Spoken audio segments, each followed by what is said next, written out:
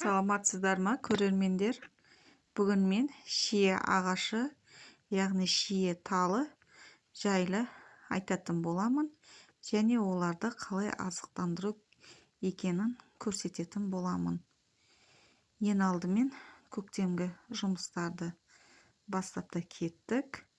Осындай шиені азықтандырмастан бұрын жан-жағын тазалап аламын.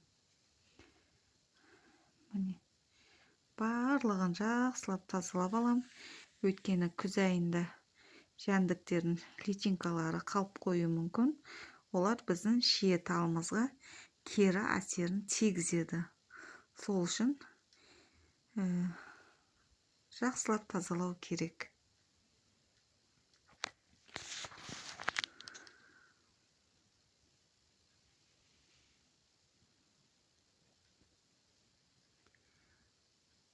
Ал енді мен сіздерге өзімнің шие талдарымды көрсете кетейін.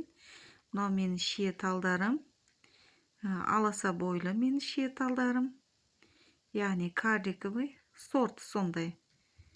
Ұзын болып өсіп кетпейді, қысқа бойлы. Міне көріп тұрғандай, осы менің шие талдарым. Ал мынау шыбық. Мен бұны былтыр еккенмін. Ұзын болып өсіп қалды. Міне. Енді азықтандырмастан бұрын мен 1-2 күн бұрын навоз дайындап қойған болатынмын. Жарты шелекке 10 литр, жарты шелек навозға 10 литр су құйып, ертінді дайындап қойғанмын.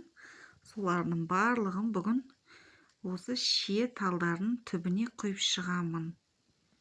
Өйткені бұл шиелерге өте керек зат. Олардан біз өнім алу үшін осы жұмыстарды істеуіміз қажет.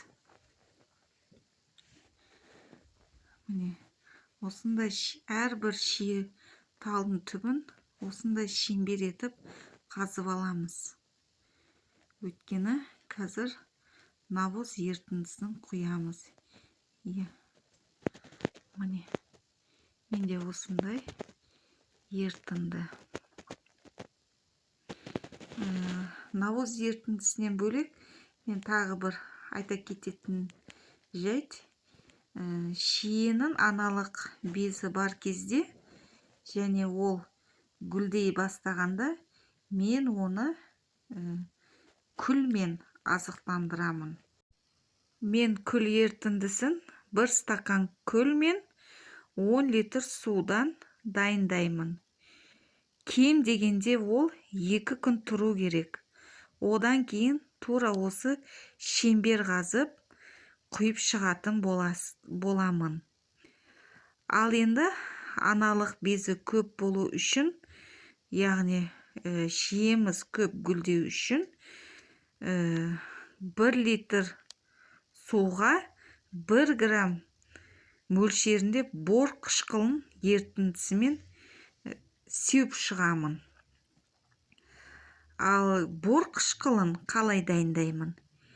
Ең алдымен бор қышқылын қайнаған суда ертемін. 1 литрге 10 грамм. Содан кейін осы ертіндіге тағы 9 литр су қосамын. Алынған ертіндімен ағаштарға шашыратып шығамын. Бүгінгі менің видеом сіздерге ұнаса, комментарий жазып, лайк басып, менің каналыма жазылып кетуіңізді сұраймын.